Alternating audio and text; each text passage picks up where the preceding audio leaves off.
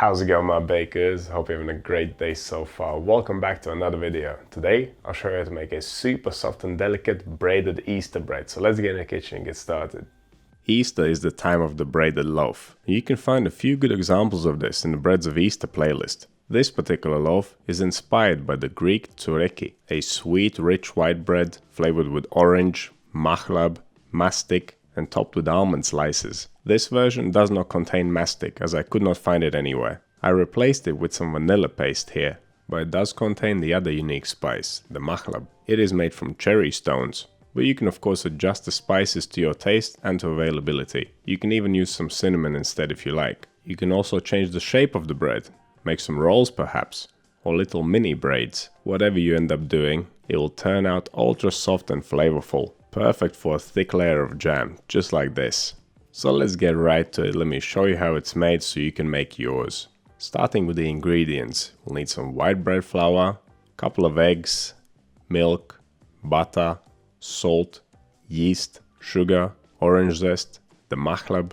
You might be able to find it in a shop nearby. I ordered mine off Amazon. And if you can't find it, replace it with some cinnamon. It won't be the same, but it'll still be good. I'm also using some vanilla paste in this recipe, as I mentioned earlier. It's to replace the mastic. You can use vanilla essence instead, but vanilla paste will be better. We need some sliced almonds for decoration, an egg for glazing, and some sugar and orange juice. We'll make a syrup out of these and brush the loaf with it after baking. This is also optional. When it comes to the equipment, we'll need a tray with some non-stick paper, a bowl, scales, a dough scraper, temperature probe, a brush, and a fine grater for the orange zest.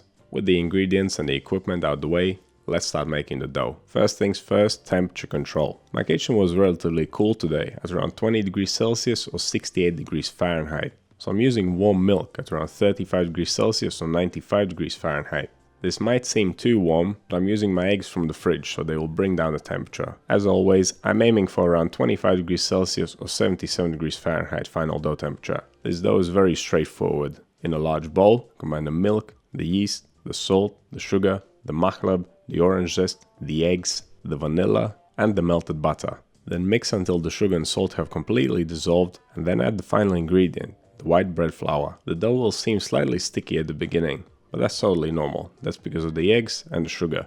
It will become nice and smooth once we give it a couple of folds. I always like to give the dough a light fold right after mixing. I usually wet my hands with water and I fold the dough whilst I'm holding it in my hands up in the air and before I place it in a clean bowl. To perform this move, simply fold the sides of the dough down and then push them back up into the center of the dough. It builds a bit of tension and it makes it nice and smooth, and it doesn't take any extra effort. Okay, let's place the dough in the bowl and check its temperature. Around 25 degrees Celsius is what I was aiming for, and 25 degrees Celsius what I got. Bulk fermentation will take an hour and a half and will be punctuated by 2 folds at 30-minute intervals. So after the first 30 minutes of fermentation, remove the dough from the bowl, place it on the table to smooth side down, flatten it out, and fold the edge over the middle, going around in a circle until reach point where you started. Then flip the dough with the smooth side up again, tighten it against the table, place it back into the bowl, cover it up and leave it to ferment for another 30 minutes. Now after the second round of 30-minute fermentation, remove the dough from the bowl and perform the same fold as previously.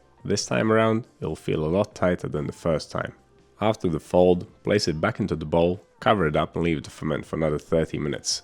Once the bulk fermentation is over, weigh the dough ball and divide it into 3 equal pieces. That is if you're making a 3-strand braid. You can do 4-strand braid, then divide it into 4 equal pieces. Or you can do a bunch of mini braided rolls and divide the dough into 18 pieces. I'll leave those decisions up to you, but whatever you do, after dividing, pre-shape the dough, giving it a blunt cylinder shape. Flatten it, cross the 2 sides over in the middle, then fold the top down, turn it around and fold over the loose end. After pre-shaping, cover the dough and leave it to rest for around 20 minutes. During this time the dough will relax and it will be a lot easier to work with. After resting, we can roll these blunt cylinders into long strands. First, flatten the piece of dough, fold the top third down, then turn it around and fold over the loose third.